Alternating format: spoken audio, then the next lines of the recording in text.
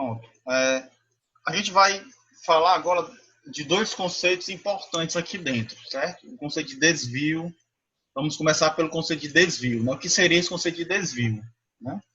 Eu vou ler aqui para vocês, certo? E a gente vai comentando de acordo com essa leitura. Presta atenção. Ó, o desvio pode ser definido como uma desconformidade em relação a um determinado conjunto de normas que são aceitas por um número significativo de pessoas em uma comunidade ou sociedade, né? Olha, ó. É definido como uma desconformidade em relação a um determinado conjunto de normas que são aceitas por um número significativo de pessoas em uma comunidade ou sociedade. E normas aqui, pessoal, leia-se normas jurídicas, mas não só normas jurídicas, né? Inclusive o que a gente chama de normas sociais, né? Costumes, né? Fatos sociais, né? Então, o desvio aqui é quando você foge dessa normalidade, né? Que a gente tanto fala aqui, né? Então, desvio é nesse sentido. Pode ser algo mais forte, como uma atitude de crime, pode, mas também pode ser também, por exemplo, como ele dá aqui alguns exemplos, a cultura rave, né?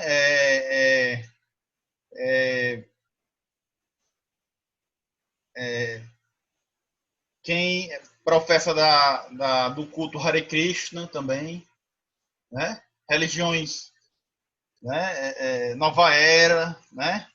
O pessoal, o adepto do naturismo, né? O veganismo, né? Ou seja, desvio aqui é no sentido amplo, né? Desvio aqui é no sentido amplo, certo? Não necessariamente é uma atitude que vai gerar um crime em si, né? Obviamente, quem comete crime também está inserido dentro desse conceito, mas se você ler de novo aqui a definição, você vai perceber que o conceito de desvio é mais amplo do que o conceito de crime, né?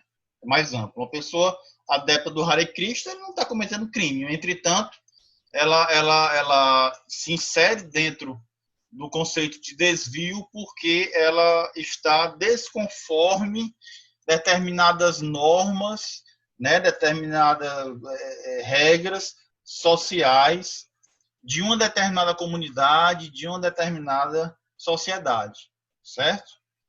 Nenhuma sociedade pode ser dividida de maneira simples entre aqueles que se desviam das normas e aqueles que se conformam com elas. Estão entendendo? Nenhuma sociedade pode ser vista de forma dual dessa forma, de quem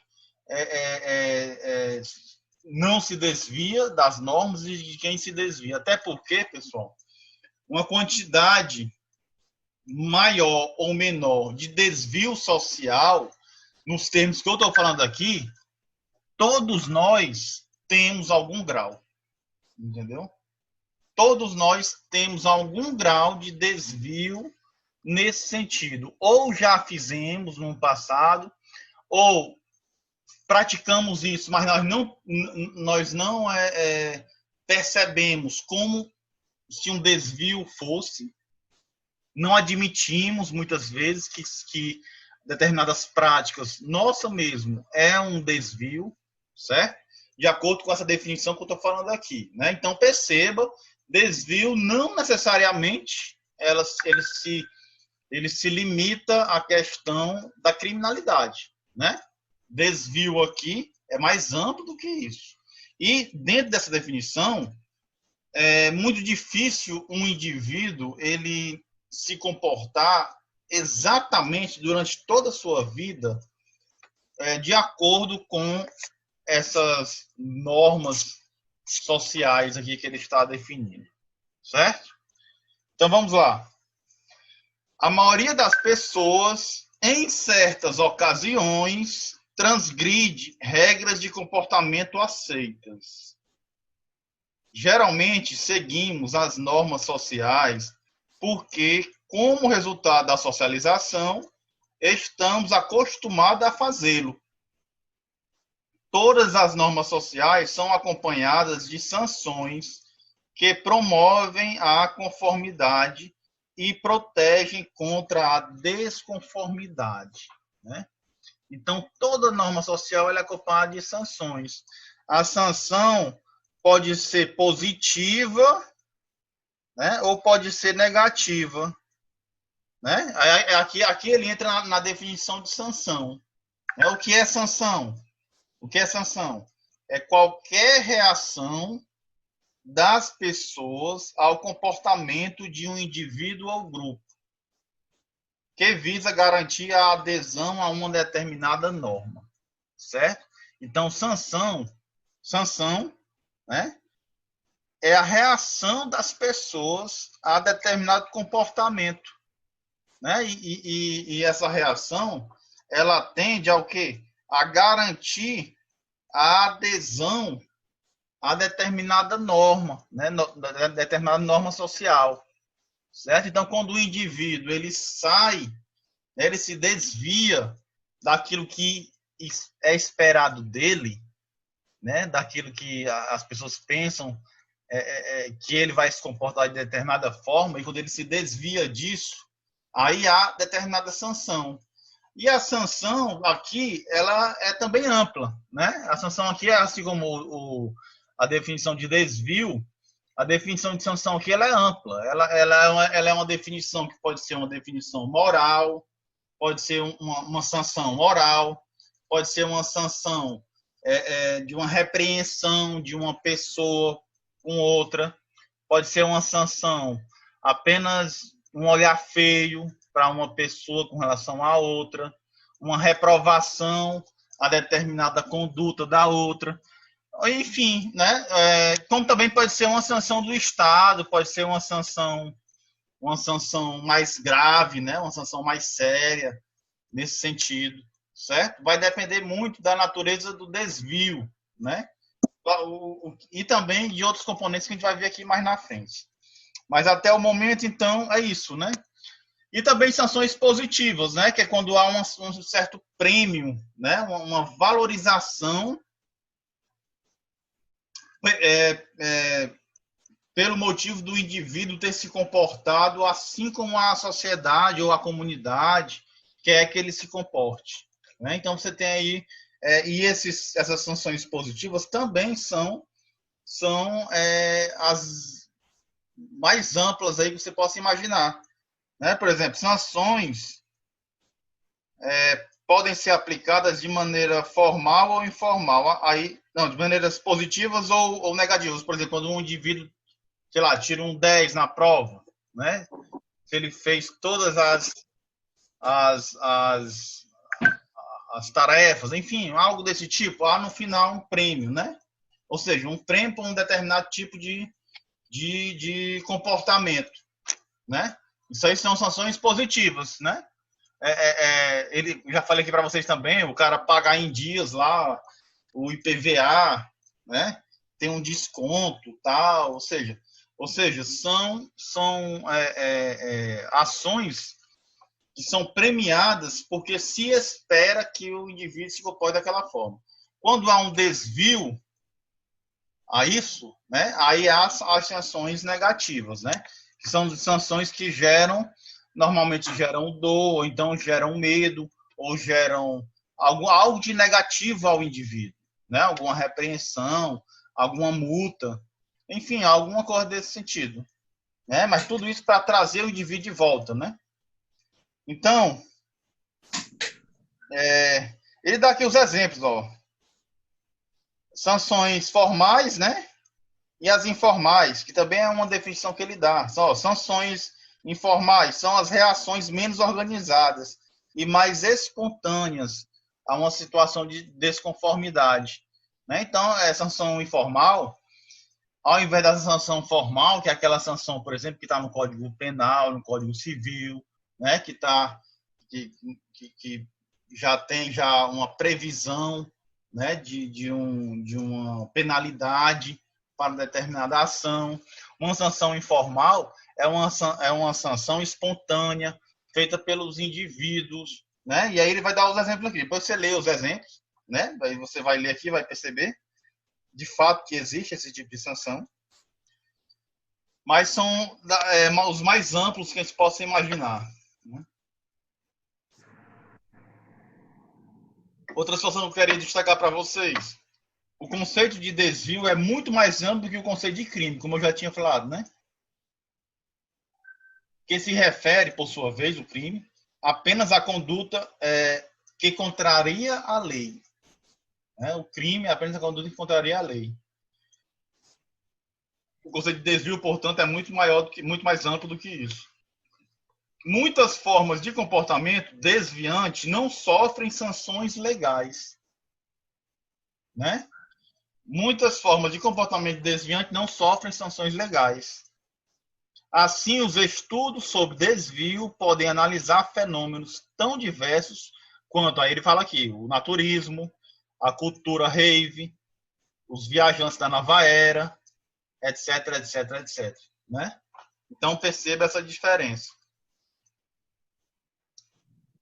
O conceito de desvio pode ser aplicado a comportamento individual e a atividade de grupos, né? Leia isso também. Mas, para já estar claro, né, para vocês, eu estou dando aqui os exemplos, né? Então, ela pode ser um comportamento individual, um comportamento desviante, mas também de um grupo, né? De um grupo que é desviante. Por exemplo, você pega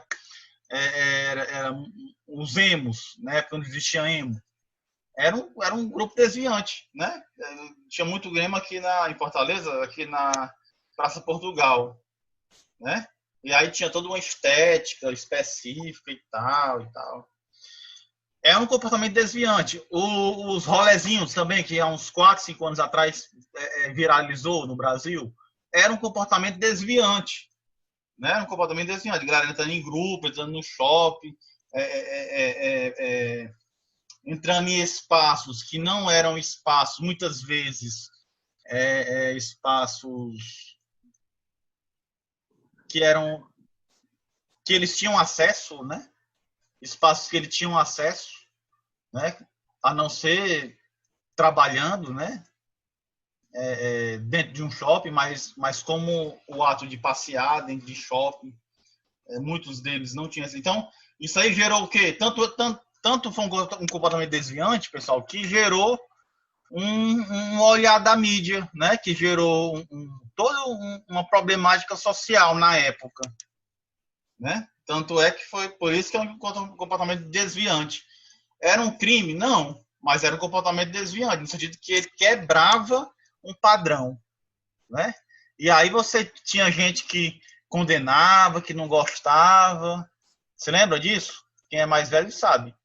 Tinha gente que não gostava, tinha gente que se incomodava, tinha gente que dizia que era para andar mesmo. Enfim, uma diversidade de opiniões sobre um fato ali desviante, né? Aí ele bota aqui, reflexão crítica. É importante essa reflexão que ele diz.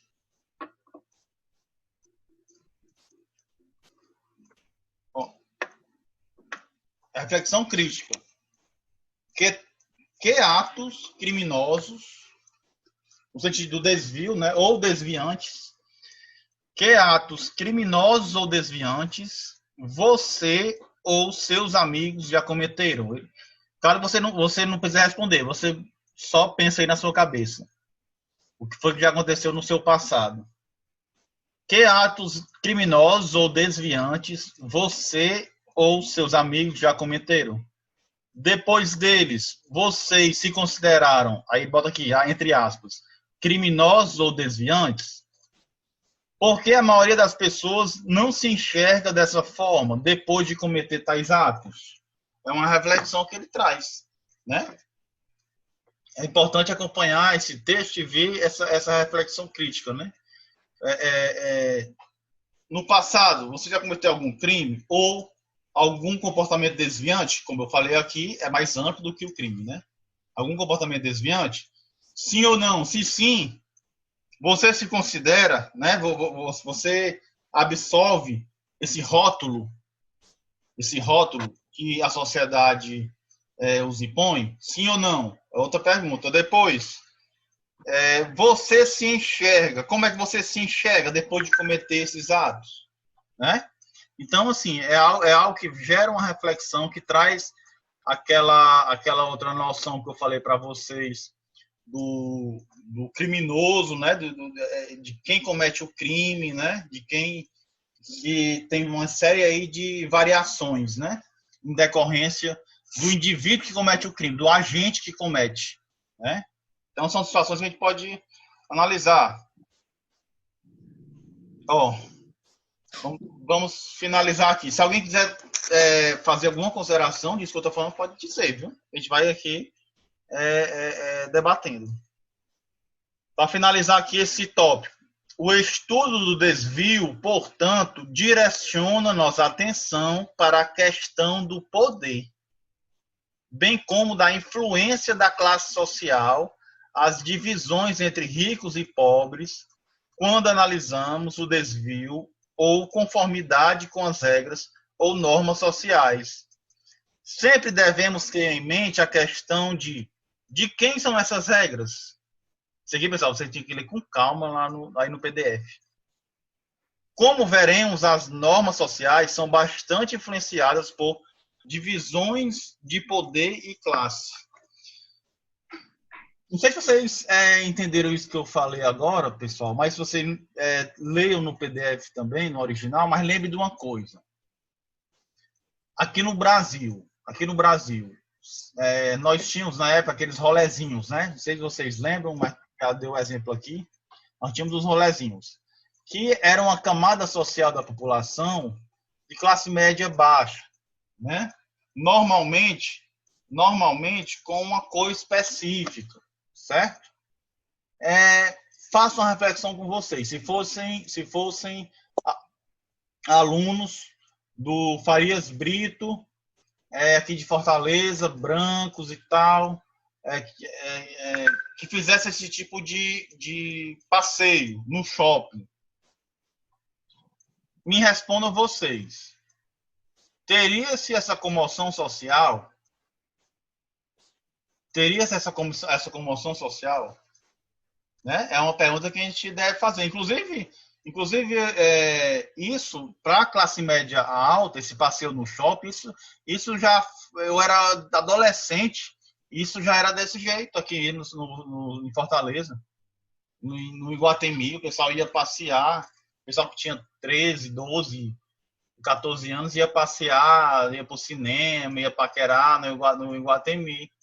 Né? Isso há 20 anos atrás, há 15 anos atrás, já era assim. Então, por que que mudou? Por que que os chamados rolezinhos aí, ele é algo desviante? Por quê? Eu pergunto a vocês, por que que é desviante? Né? Nós podemos aí ter algumas respostas para isso aí. Mas é um exemplo que casa muito com o que eu estou falando aqui. Certo? É um exemplo que casa muito com o que eu estou falando aqui, esse comportamento desviante, né? E essa questão também da relação de poder, né? Essa relação de poder aqui, por isso que ela está incrustada dentro da definição de desvio, está incrustada a relação de poder. Por quê? Porque quem detém o poder social, né, os grupos, né, que detêm, isso é no plural, mas os grupos que detêm o poder social, eles vão delimitar e eles vão dizer o que é normal e o que não é, o que é padrão e o que não é, né? Então, por isso que causou estranhamento os rolezinhos. Eu não estava nem lembrando dos rolezinhos, pessoal, quando eu vim dar essa aula para vocês, mas eu lembrei porque quando a gente começa a ver aqui, começa a ver os exemplos, né? Eu lembrei disso, porque ilustra muito isso que a gente está falando, certo? Ô, Manuel, era um movimento, é bom, importante, tu tem quantos anos, Manuel? Porque eu acho que então tu é novo, né? Porque quem tem aí 25 anos para assim, não, então acho que você se lembra, Seba, não? Porque isso aí foi algo mediatizado por bem um ano. Mais ou menos em 2015 foi mediatizado. Mas é importante, depois tu entra no Google e procura, mas explicando rapidamente, eram grupos de pessoas, né? Inclusive tem 4 anos só isso, né? Pois é. Eram grupos de pessoas adolescentes, normalmente vindo de classe média baixa, que começaram a se reunir, né, em grupos e iam passear no shopping, né? E era um grupo muito grande de pessoas e aqueles movimentos que viralizam pela internet, né? Acontece num lugar, aí tem aquela situação, aí tem aquela comoção, aí tem pessoas que desagradam pessoas, aí aquilo já envolve também uma ação em outro lugar, e aquilo passa na televisão, vai para a internet. Então, aquilo se espalhou no Brasil todo, né? Essa era só para passear, só para passear. E em muitos casos, né? Em muitos casos era só para passear, a grande maioria. Eu não sei nem se tinha situações de roubo, acredito até que não, desconheço. Né? Era situações para passear e gerou esse comportamento desviante. Né? Desviante por quê? Porque não é normal. Né? Não é normal gente de classe média baixa ter um passeio que o adolescente de classe média alta teria e não sofreria discriminação ou preconceito. Certo? E eu estou até querendo que vocês nem. Eu sei que a gente pode aqui analisar do ponto de vista de uma situação de moralizar isso de forma negativa, né? Mas mesmo que você não queira moralizar de forma negativa, essa tristeza que é o Brasil ser, de certa forma, um componente racista, nós podemos, pelo menos aqui, destacar que existe comportamentos desviantes, né? A definição de comportamento desviante, ele não está nem, perceba, gerando uma moral negativa ou positiva sobre os fenômenos e fatos que são desviantes, não. Ele está apenas constatando que existe comportamento desviante, porque é quando se enquadra nessa definição aqui que eu estou falando. Né? Vou repetir. O desvio pode ser definido como uma desconformidade em relação a um determinado conjunto de normas que são aceitas por um número significativo de pessoas em uma comunidade ou sociedade. E repetindo também, fazendo essa distinção que o comportamento desviante não se limita ao comportamento criminoso, né? O comportamento desviante, ele é um comportamento muito mais amplo. Embora o comportamento criminoso ele se esteja contido também em um comportamento desviante, mas se você pegar aqui uma noção de matemática, de conjunto, o comportamento criminoso está aqui e o comportamento desviante é esse universo aqui maior. Certo? Diga, Diego. Tá me ouvindo, assim? Uhum. Sobre isso aí, eu me lembro bem que o Fantástico, até na época, fez uma cobertura, né, sobre essa questão desses rolezinhos, e eu me recordo que na época eles destacaram até que era algo que tinha surgido exatamente de jovens vindo da periferia, né, da periferia. Sim. Alô, Diego? Pronto, Diego? Eu acho que caiu aqui.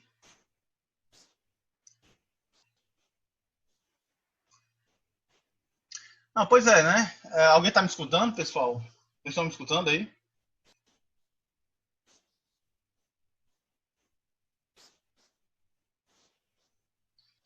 Sim, então é isso, né? Eu acho que travou o Diego. O Diego acho que parou de uma vez e não. Foi, eu acho que não sei se foi aqui ou foi aí. Pronto, deixa eu voltar. Eu lembro que na época o Fantástico ele fez uma reportagem só sobre esse movimento, né, sobre esses rolezinhos. Eu lembro que na época eles destacaram que era um movimento de jovens da periferia, né, de jovens da periferia que iam para os centros, né, para esses shoppings, para paquerar, para bater papo, para andar. E eu lembro que, principalmente em São Paulo, não sei se em Fortaleza, mas São Paulo teve uma grande repressão a isso.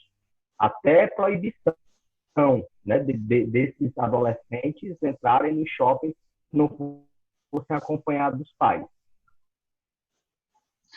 Pois então, qual é a nossa conclusão, né? Porque assim, a gente pode chegar aqui, claro, e criticar isso de uma maneira moral mesmo, né? E dizer, e lamentar que esse tipo de situação existe. Eu acho que é válido a gente comentar isso também. Mas, para além disso, mesmo que a gente não entre nesse mérito aí de dizer que o Brasil é um país racista ou algo do tipo, é, é, esse exemplo ele nos mostra, ele ilustra que existem comportamentos desviantes, né? Que existem comportamentos desviantes, ou seja, comportamentos que incidem nessa definição que eu falei aqui, né? Que fazem com que outros indivíduos, né? Ele acabe sancionando outros, né? Porque esses indivíduos consideram que aqueles estão se comportando de modo descabido, de modo desviante, certo? Então, a gente pode fazer essa reflexão, mas por mais que... E eu posso dar outras também, né? Eu posso dar outras aí. A questão dos Hare Krishna. Eu lembro quando eu era pequeno, isso, criança mesmo, lá no centro, eu passou uns... Na época tinha, hoje em dia não tem mais, né? Você não encontra mais. Mas passou assim uns 20 Hare Krishna lá andando na calçada. Eu lembro que o pessoal entrou dentro da loja. Eu mesmo, minha mãe me levou dentro da loja. Tem uns quase 30 anos aí. Aí a gente ficou lá esperando eles passarem. E engraçado que eu fiquei observando, e hoje, aos olhos de hoje, né? Eram pessoas inofensivas. Inclusive, o que eles estavam fazendo? Eles estavam entregando bombom para as pessoas e flores, e pegando flores e botando nas calçadas e tal. Se você não sabe o que é Hare Krishna, procure também no Google aí, né? Mas assim, era algo desse tipo. Mas aí era um comportamento desviante, né? Do ponto de vista de... Porque aí lá eles tinham uma estética específica, uma maneira de uma roupa específica, que não era uma roupa familiar à nossa cultura, né? Cabelos grandes, amarrados aqui com tranças e tal, entendeu? Então era todo um padrão, uma estética que fazia com que o indivíduo ele estranhasse, o indivíduo que está ali no ponto de vista comum, né, das coisas, né?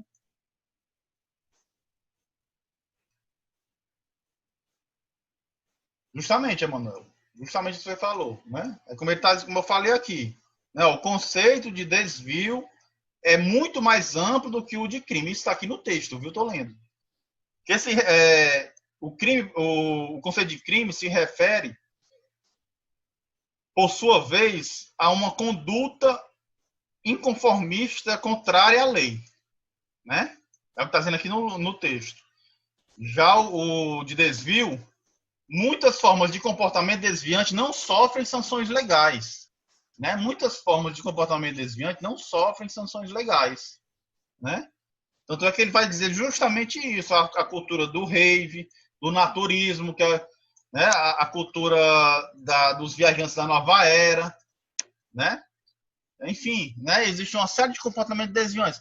E outra coisa, o comportamento desviante, pessoal, vai depender muito do lugar onde você está inserido. Por exemplo, se você aqui, voltando por exemplo aí dos Hare Krishnas, né?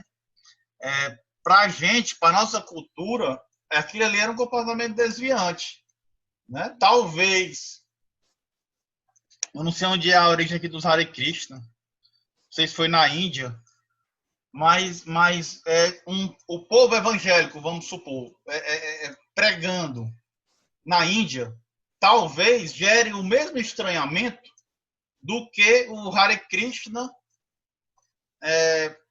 transitando aqui na nossa cidade. Vocês estão entendendo? Nesse sentido, é um comportamento criminoso? Não, mas é um comportamento desviante, certo? Porque ele foge, né?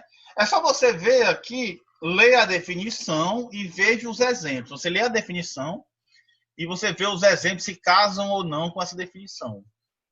Então, concluindo, o desvio, o conceito de desvio, ele é muito mais amplo, né? Embora o conceito de crime esteja contido também no conceito de desvio, né? Mas o conceito de desvio não se limita apenas a sanções, a comportamentos que são ilegais. Até porque os Hare Krishnas aqui, eles podem transitar na cidade, no centro. Não tem nenhuma lei que o impeça, né? Mas é um comportamento desviante porque foge às normas sociais, né, comuns aqui. Justamente, viu, Emanuel?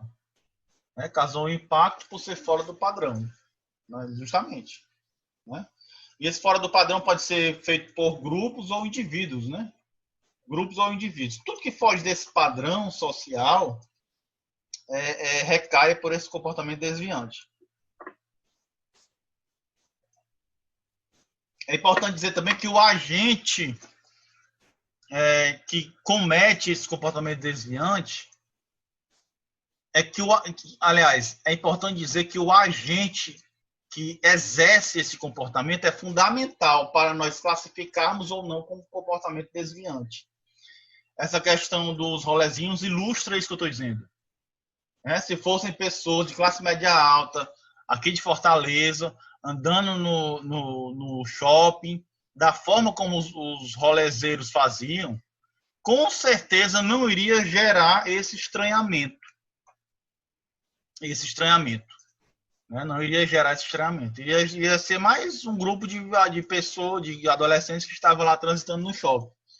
Como era uma determinada classe social, muitas vezes com um determinado tipo de roupa, né? Porque muitas vezes tem a questão do etiquetamento que a gente vai ver aqui mais na frente, né? A questão de você significa um determinado tipo de estética que você usa, você passa uma impressão X ou Y dentro da nossa sociedade. Então, tudo isso envolve, contribui, né, para dizer se aquele comportamento foi desviante ou não. Certo? Geralmente, né, professor, só quando a partir do que o senhor falou aí, né, não choca se esse grupo que estiver fazendo esse rolê, né, que estivesse circulando por esse ambiente, por shopping, um ambiente público, for considerado um grupo privilegiado, dominador, né? Que ele pensa que aquele espaço é uma extensão do espaço privado dele. Então, só ele pode ter essa liberdade de fazer aquele rolê com o grupo dele. Senão, aquele que não pertence a esse grupo privilegiado vai ser politicamente oprimido pela vigilância do Estado, se for na praça, ou pela vigilância privada, né, pela censura privada por dentro do shopping. São reflexões que a gente pode fazer de desdobramentos dessa nossa discussão aqui, né? São reflexões como essa daí, né? Que são desdobramentos disso. A primeira coisa que a gente tem que ver é a existência de comportamentos desviantes, né? Que ele existe, esses comportamentos desviantes, né? E também de que não necessariamente são crimes, né? E aí depois a gente pode ver as especificidades de cada sociedade, de cada cultura, né? De cada situação específica que gera esse tipo de situação que você ilustrou, né? Aí, se a gente for analisar aqui, né, o porquê que é assim aqui no Brasil, aí nós vamos remeter aí a conclusões que remetem à escravidão, né?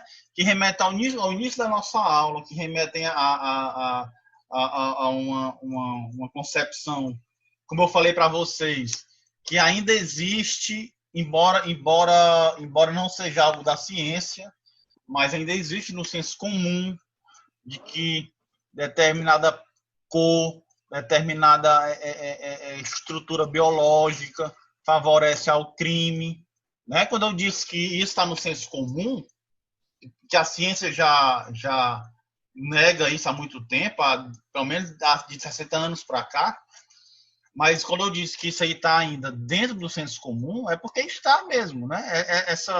Esse exemplo que você deu, Diego, ilustra isso, né? Ilustra isso. Quando você acha normal, né, pessoas Eu me lembro, quando eu era adolescente, era lotada de adolescente. Aquela parte ali de cima, na época, a parte nova do Iguatemi era aquela parte de cima. Né? Dia de sábado, domingo, ali era cheio de jovem de 13 anos, 12 anos, cheio, lotado. Eles não iam lá, não era muitas vezes, não era nem para comprar nada, não. Era um espaço público de socialização, de paquera, né, de encontros de amigos e tal. Era um espaço público nesse sentido. E aí você tem uma classe social específica, você tem, né, uma origem específica. Quando você começa a ver nesses espaços, que até então eram espaços desse tipo de público, e aí você vê pessoas que normalmente estariam nesses espaços apenas se fossem no ponto de vista de trabalho, né, sendo faxineiro, sendo segurança, sendo enfim, nesses espaços apenas para exercer uma função, né, de vendedor, né, ou algo assim. Aí quando você vê esses indivíduos usufruindo do espaço público sem uma finalidade, né, que seja de trabalho ou de consumo, aí você tem uma recriminação. Né? Aí você tem uma recriminação. E as razões aí a gente pode analisar. Mas ainda assim, eu repito, você pode até nem entrar nesse mérito em criticar ou não a existência, né, que do racismo estrutural aqui no Brasil, mas esses exemplos que eu dei, tanto esse quanto do Hare Krishna, que já não envolve essa questão racista, né, são exemplos que nos ilustram essa questão do desvio, né, como o Emanuel falou, né, todo comportamento que foge desse comportamento considerado padrão. E esse padrão, pessoal, é importante dizer, como eu falei aqui, envolve o componente do poder, né? Ou seja, quem define o que é padrão ali são os grupos que detêm o poder, né? Tanto é que... Agora, isso não é ligando um botãozinho. Isso acontece durante as gerações, vai acontecendo. E as pessoas vão naturalizando esses padrões, certo? Ó, pessoal, falta 1 minuto aqui, vai fechar de uma vez, eu mando lá o link de novo para vocês, mas só para preparar, que daqui a 1 minuto vai fechar. Mas, enfim, né, por isso que essa relação entre o estudo do desvio e a questão do poder, ela está imiscuída dentro de si, porque quem define o que é normal é quem tem esse poder. Tanto é que como eu falei para vocês, no caso do shopping, isso sempre foi um espaço público da classe média. Sempre foi, né? E aí quando você pega a classe baixa e começa a entrar nesses espaços, gera-se esse estranhamento. Mas por que gera-se? Porque aí já é um grupo que não é bem quisto. Já não é bem quisto. Por quê? Porque entra em desconformidade com o conjunto. Pronto, estamos gravando. Pessoal, é o seguinte, a gente está seguindo com um tema que a gente já vem falando há 2 aulas, pelo menos, né? Essa questão do controle social, da ordem, desvio, alguns conceitos aí eu estou abordando. A turma da noite tem aquele texto sobre se o direito penal é capaz de conter a violência, né? Que já começa com esse tipo de abordagem. Depois disso, a gente passou para o texto da semana passada, né? E hoje a gente inicia o texto aqui do Giddens. A turma da noite, eu acabei de mandar o texto, então não tem problema, até porque também a matéria de vocês, nessa sexta agora, à noite, é a matéria da aula passada da turma da manhã. Então, não tem problema de não ter lido, né? Também. Enfim, o que eu estou querendo dizer é que nós temos aí um aprofundamento desse tema, né? Então, muitas coisas aqui, todos já tiveram acesso, certo? embora nós tenhamos aqui um material novo, porque eu achei esse material bem interessante, bem didático, esse de hoje, que fez com que eu botasse para vocês, para aprofundar esses conceitos, certo?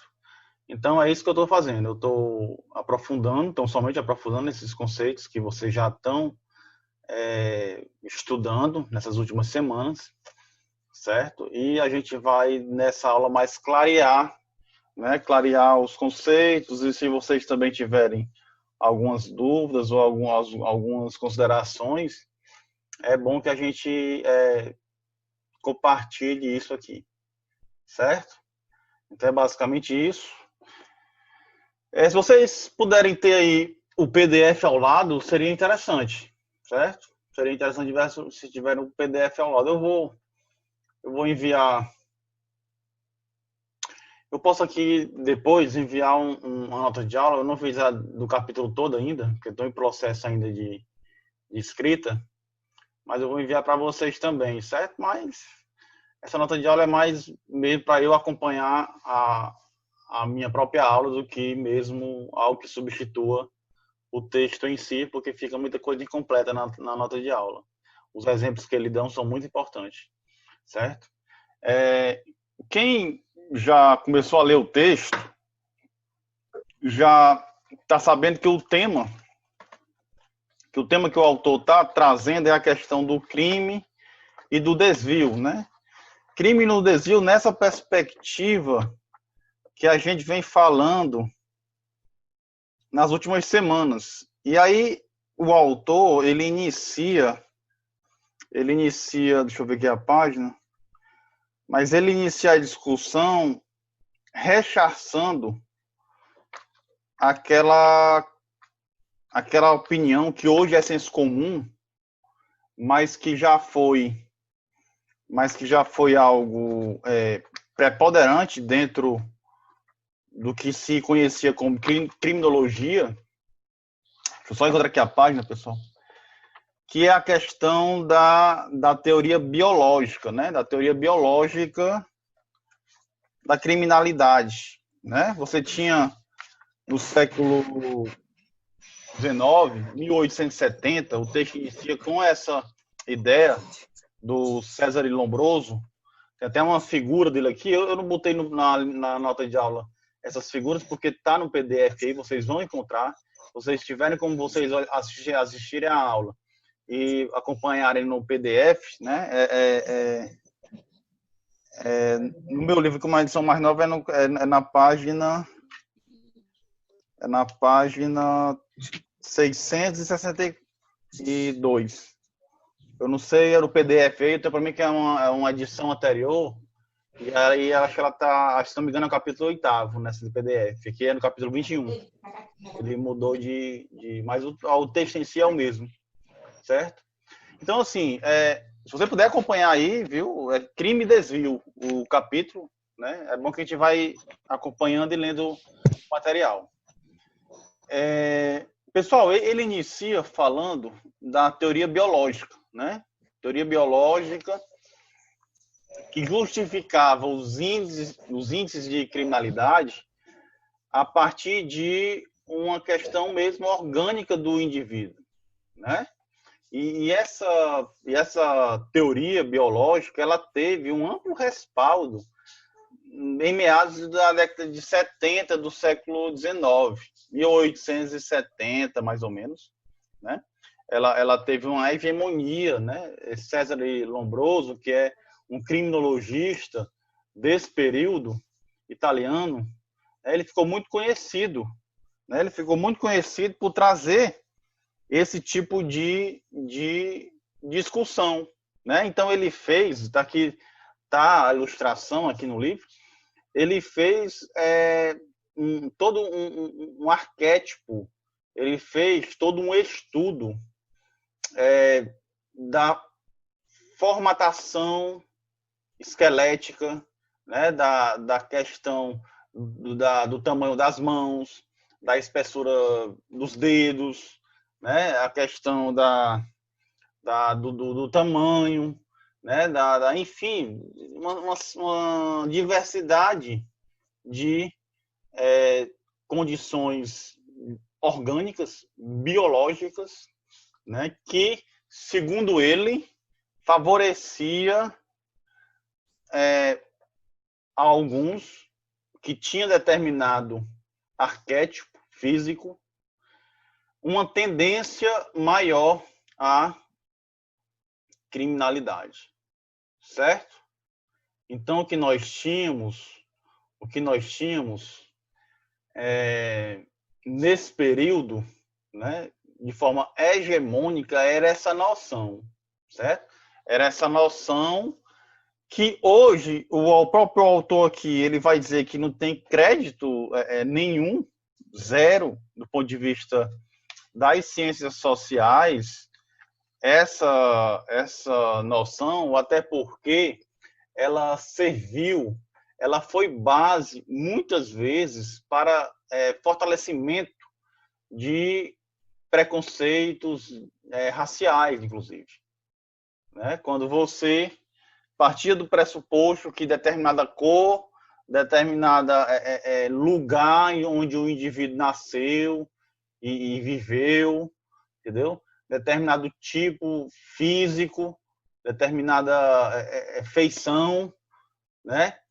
Contribui para aquele indivíduo ser um possível criminoso ou não, ok?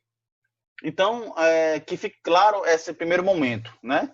E aí é importante, eu botei umas questões para você responder, né? E aí é importante você perceber o momento histórico disso, perceber, né, que isso já teve uma hegemonia, né? Isso aí, essa noção que eu acabei de falar para vocês, e isso era o que as pessoas achavam correto, né, na época, e que isso com o tempo se mostrou muito falho, né? Se mostrou muito falho por isolar um componente e limitar ao componente puramente biológico, né? Uma motivação que, com o desenvolvimento da sociologia, posteriormente, vocês precisam se lembrar de que a sociologia ela vai se originar a partir desse momento aí, né? Desse contexto histórico. Vocês lembram do Auguste Comte,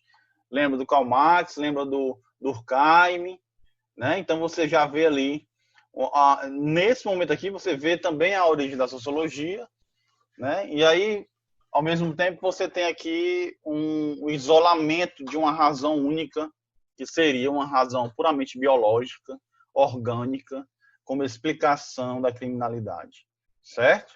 Então, essa é a primeira situação, né? Hoje em dia, vocês estão escutando o que eu estou falando? E eu, Manuel?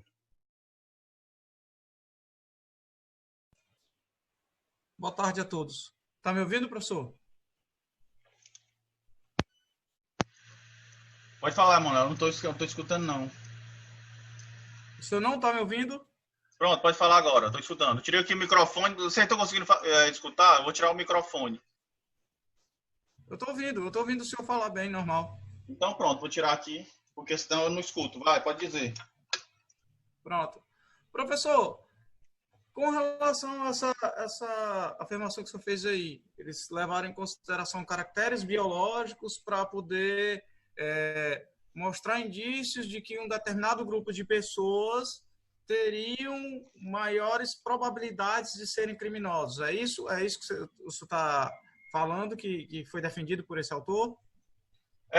Ele fez um estudo, né, que classifica a periculosidade das pessoas a partir de determinados padrões orgânicos, né, de determinados padrões biológicos. Então, a partir da altura, a partir da espessura das mãos, a partir, enfim, uma série de situações específicas que ele foi mostrando o índice de potencial criminalidade de um indivíduo a partir dessas noções. Bom, eu gostaria de fazer uma observação aqui, certo? Não sei se faz... É uma observação com relação a esse tipo de metodologia.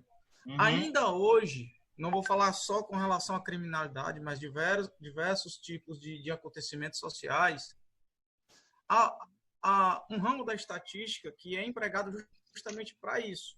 Ele talvez tenha sido essa a base dele, eu não sei. Como eu falei, eu não conheço o autor, não li o material ainda.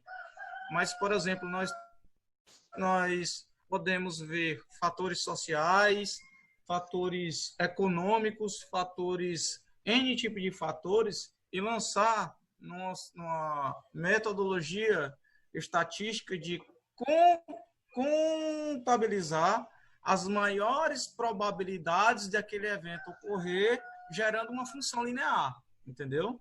Existe, inclusive, um software da IBM chamado SPSS, que faz esse tipo de coisa. A gente pega inúmeros fatores, pode ser sociais, econômicos, políticos, e nós vamos pontuando ele. Aí ele vai analisar o estudo matematicamente e vai dizer o nível de pertinência que cada tipo de elemento daquele tem com o resultado, uma correlação que ele tem. Então, ainda hoje isso é feito. Eu digo isso porque eu trabalho com estatística e é comum, é usual fazer esse tipo de coisa, entendeu? Então, não sei se foi essa metodologia que o autor utilizou, mesmo porque é uma metodologia que ele vem falando antigamente, né? Mas isso nos dias atuais é empregado, a gente pode empregar.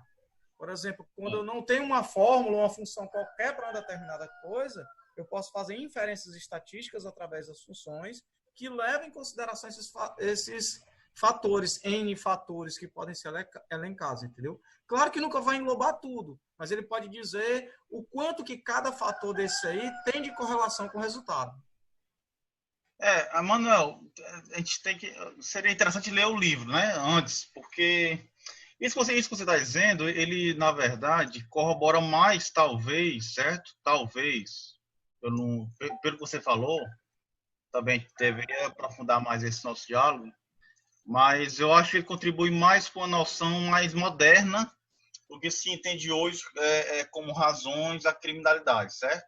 Que são essa complexidade que você atentou aí, né? Essa complexidade de fatores. O que nós estamos vendo aqui no momento histórico é apenas o isolamento do ponto de vista biológico, certo? Nós estamos falando aqui de 1870, certo? E nós temos aqui um isolamento, como eu falei a você, o isolamento da perspectiva biológica, certo? Você não tinha aqui outras razões ou uma complexidade que contribua, certo?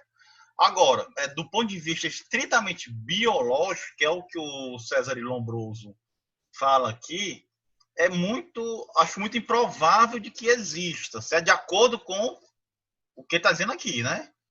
Certo? Partindo do pressuposto da argumentação dele aqui, certo?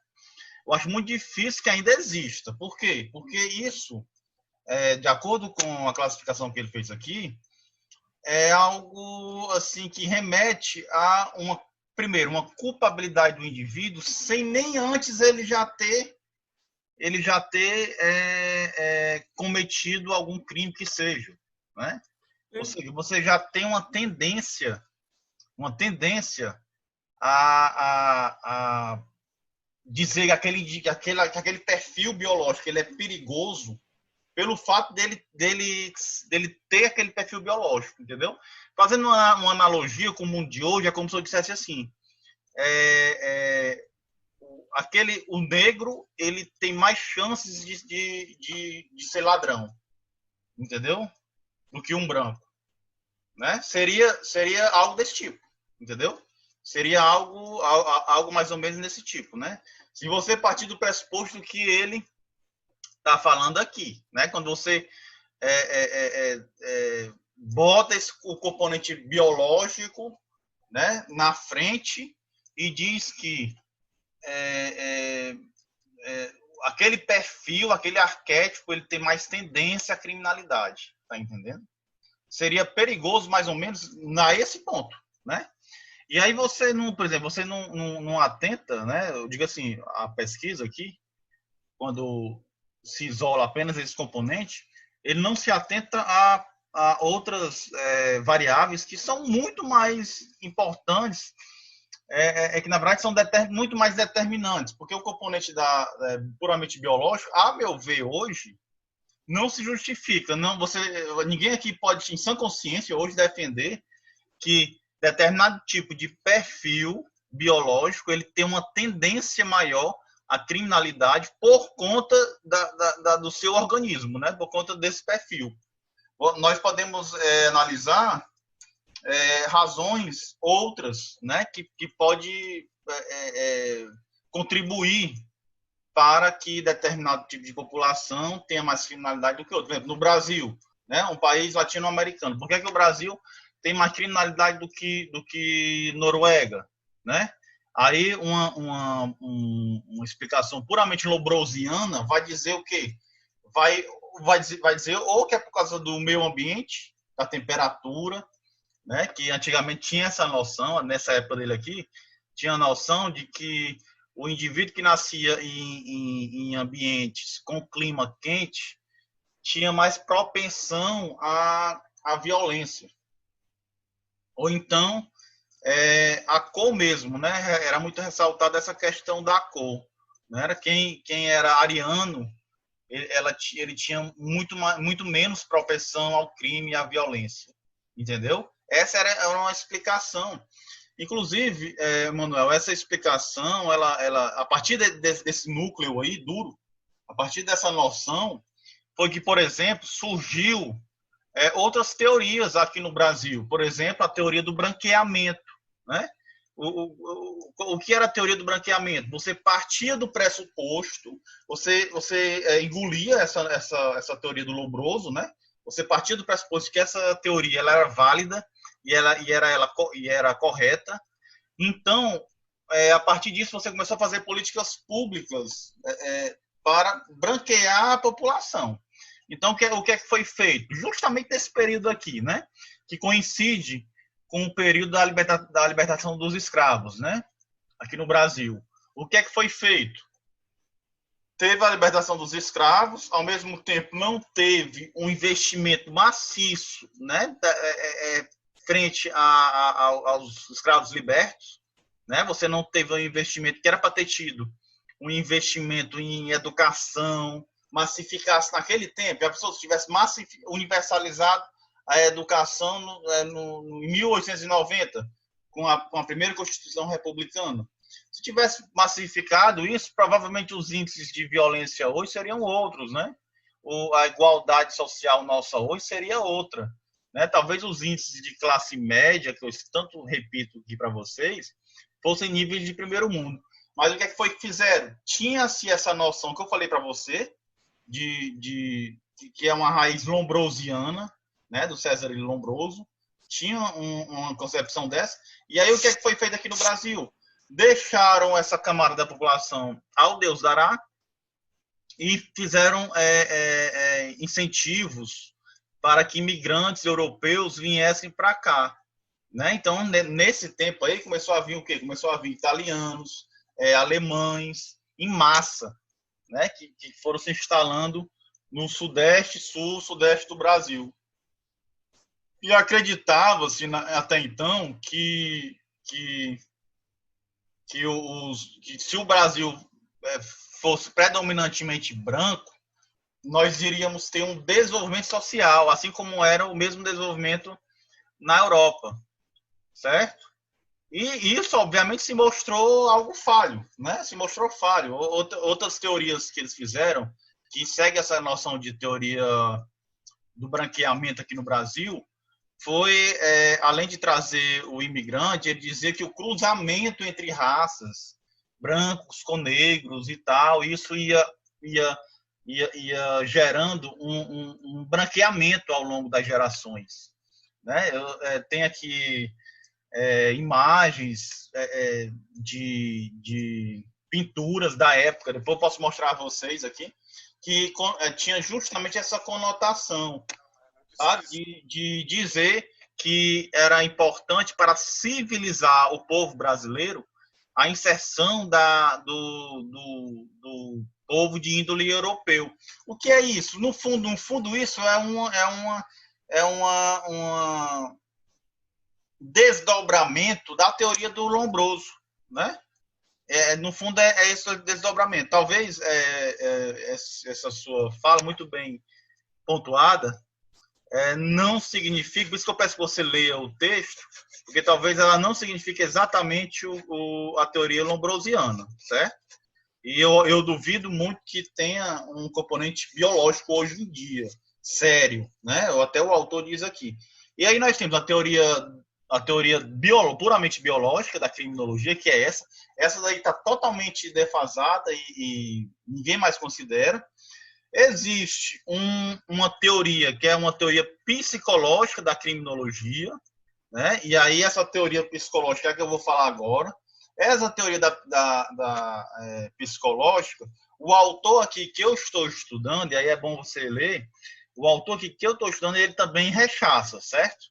Ele também rechaça e dá as motivações dele aqui. Cabe a nós aprofundarmos, né, esse debate ou não. Mas ele também rechaça e dá as razões dele aqui. Teve alguém, não sei se foi você, Manuel, foi algum aluno que me mandou um livro que parece ser muito interessante, eu não tive tempo de ler, realmente, mas era um livro que envolvia essa questão psicológica, né, na influência da criminalidade, né? E aí parece ser um livro bem interessante, tá lá guardado para eu ler no momento que eu puder ler aqui. Mas vamos, por enquanto, para as críticas dele aqui, né? Do autor frente à teoria psicológica, porque nós temos duas teorias aqui, né? Nós temos a teoria biológica, essa já está rechaçada, embora, do ponto de vista do senso comum, ela ainda esteja válida, perceba. Ela está rechaçada do ponto de vista da ciência, né? A ciência evoluiu de um modo que hoje ela não vai concordar com isso jamais. Mas o senso comum, essa teoria do Lombroso, ainda é presente e existente, né? Está na cabeça das pessoas, né? As pessoas tendem a biologizar, né, esses padrões, que são construções sociais, mas elas tendem a naturalizar como se fossem padrões biológicos, certo? Nara, acerca disso eu posso relacionar também com a classe social. Relacionar o que com a classe social, Nara? Se quiser comentar aí, falar alguma coisa, tá, pode falar. Professor, só mais um adendo aqui. Sim, Emanuel. Então, assim, ele levou em consideração o que ele tinha naquela época, né? É o estudo que ele tinha naquela época, era a tecnologia que ele tinha, era pegar um grupo de pessoas e deduzir empiricamente. Então, ele só levou em consideração de acordo com o que ele possuía. Ele não tinha ferramenta, não tinha tecnologia, acreditou que não tinha outras fontes filosóficas para poder se apoiar, que pudesse dar um embasamento mais como é que eu posso dizer, mais concreto do que poderia ser, né?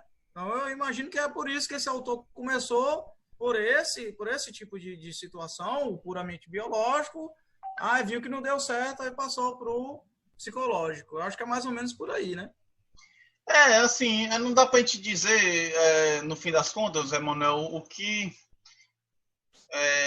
Claro que a gente tem que entender todo o autor pelo contexto da época dele, né? Tem que entender todo o autor para você ver, né? Era normal naquela época ter esse tipo de entendimento, né? Se hoje nós ainda temos esse reminiscência disso, imagine naquela época. Naquela época você tinha escravos sendo vendidos como animais, né? Pessoas sendo vendidas como animais. Então, assim, ou seja, era o normal, né? Como você também tinha, por exemplo, o machismo presente muito forte naquele tempo que era mesmo, né? Numa época em que a mulher não tinha outro espaço público a não ser ir para a missa, né? Mas não tinha espaço público de fazer uma faculdade, ou mesmo de estudar, ou mesmo de ter uma profissão, né? Ou seja, o que é que eu estou querendo dizer com isso? Eu estou dizendo que nesse universo é normal que os indivíduos eles tenham esse tipo de pensamento, né? Claro que ninguém vai cobrar dele um posicionamento de hoje, sendo que há 150 anos atrás, né? Mas, ao mesmo tempo aqui é uma reflexão histórica que nós estamos fazendo, né? É uma reflexão histórica para nós percebermos como foi que evoluiu a coisa. A coisa foi evoluindo, né? E ela teve uma origem. A origem foi essa daqui. É a origem que faz com que você estude as razões da criminalidade. Mas isso começou naquele tempo e foi evoluindo, né? Então, esse é o momento. É como eu te disse, né? No ponto de vista biológico, está muito ultrapassado. Podemos discutir a teoria psicológica, né? Podemos discutir aqui a teoria psicológica, que aí é outra discussão que a gente pode ter. Mas, do ponto de vista da teoria biológica, que é essa que eu falei aqui para você, sim, né? Está ultrapassado. Nara Rubia, sobre a teoria biológica da criminalidade. Né, Nara? Nara, o que nós... Daqui a pouco a gente vai complexificando as coisas, certo? Eu queria primeiro que você entendesse essa parte aqui, esse início, e aí depois a gente vai passando progressivamente, que é para a gente não ir atropelando algumas coisas. Mas obviamente, as razões são diversas, né? As razões da criminalidade hoje são diversas. Vou mais longe. Tem uma teoria que está aqui presente no livro. Ele vai questionar, inclusive, vai fazer com que você reflita, inclusive, sobre os tipos de crime, né? Mais na frente a gente vai falar sobre isso. Ela vai fazer com que você reflita sobre os tipos de crime, sobre o que é crime, né? Nas sociedades, porque isso vai mudando, né? O que é crime numa sociedade pode não ser noutra sociedade. Isso vai mudando. Isso vai depender da correlação de poder, né? Que vai definir o que é crime e o que não é, né? Outra coisa, inclusive o que é criminoso. A correlação de poder, pessoal, vai definir o que é criminoso e o que não é, né? Em muitas sociedades. Se você ler aqui o texto, você vai perceber, né? Você vai perceber que existem esses componentes aí. A questão da rotulagem, a questão do etiquetamento, que eu tenho que estar aqui no texto, que a gente vai ver mais na frente. Mas tudo isso faz com que a gente se questione. Por exemplo, com relação a um crime que aqui no Brasil uma pessoa negra cometa e uma pessoa branca cometa, uma pessoa de classe média alta aqui no Brasil, se ele cometer determinado tipo de crime, é muito comum, não sei se vocês já perceberam, mas é muito comum jornais, manchetes de jornais, quando é uma pessoa negra fazendo foi encontrado, sei lá, alguma maconha, né, no bolso daquela pessoa e tal, vou dizer até uma coisa maior, uma quantidade maior, mas já é taxado de traficante, né? Se for uma pessoa branca, será que é assim que funciona? Será que já é taxado de traficante? Eu estou dando aqui esse exemplo, mas tem vários outros, né? Mas o fato é que, é isso que eu estou dizendo, né? Eu estou antecipando aqui alguma explicação que eu vou dar mais na frente, mas já é nesse sentido, né? É dizer que, inclusive, o crime, ele é algo relativo, vai depender do que qual classificação as sociedades decidiram para citar algo como crime ou não, é o primeiro ponto, e também do criminoso, né? A gente pode saber o que é crime, ok, crime é isso aqui. E o criminoso, quem é? Também é relativo, depende. Tem algumas considerações aí que as pessoas podem relativizar isso, né? Então, assim, a coisa é muito mais complexa do que o preto no branco, tá entendendo? Essas são as questões que a gente pode antecipar aqui, mas eu estou antecipando algumas coisas, eu acho melhor a gente ir com calma, porque o texto exige eu acho esse texto aqui bem didático, mas ele exige uma certa etapa para você ir chegando lá, né?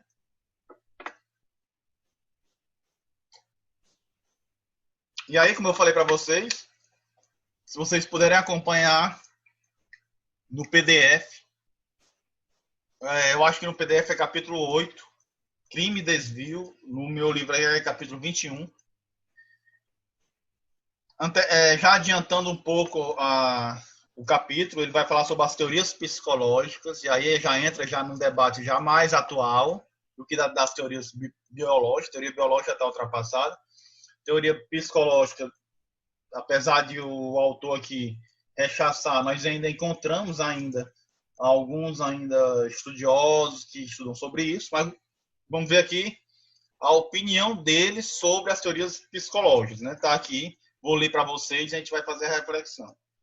As teorias psicológicas da criminalidade podem, na melhor hipótese, explicar apenas alguns aspectos do crime, certo? Embora alguns criminosos possam possuir características de personalidades diferentes do restante da população, é altamente improvável que a maioria dos criminosos a possua, certo? Essa é uma primeira consideração que ele está dizendo, né? Ele está dizendo que pode existir, né, um criminoso que a razão dele ser assim é por um componente puramente psicológico. Ele está dizendo que existe isso, mas é dentro da população carcerária algo que não chega nem a 20%, não chega nem a um número significativo, certo? De que explique as razões da criminalidade. Aí é importante, eu não vou ficar aqui lendo o texto todo, né? Por isso que eu peço que vocês leiam, mas ele vai dando continuidade aqui, né? E vai dizendo por que ele afirma isso, né? Por que ele afirma isso? Né? Então ele também não vai considerar a teoria psicológica como algo relevante, embora ele não questione que ele possa existir um ou outro, né, no mundo da criminalidade que tenha sim um componente psicológico que o explique. Eu até falei aqui para vocês semanas atrás, principalmente para o pessoal da noite, sobre essa questão de que tinha lá um cara que o pessoal chamava ele para matar uma pessoa, ele ia, né? Não sei se lembra quando eu falei isso, turma da noite. Tem, né? Ou seja, tem tipos que se enquadram nessa situação. Mas aí o que está dizendo não é algo que você possa, relevante do ponto de vista científico, porque é algo assim na faixa de 1%, 2%, entendeu? Enquanto tem aí 95% da população que comete crimes que não segue esse padrão.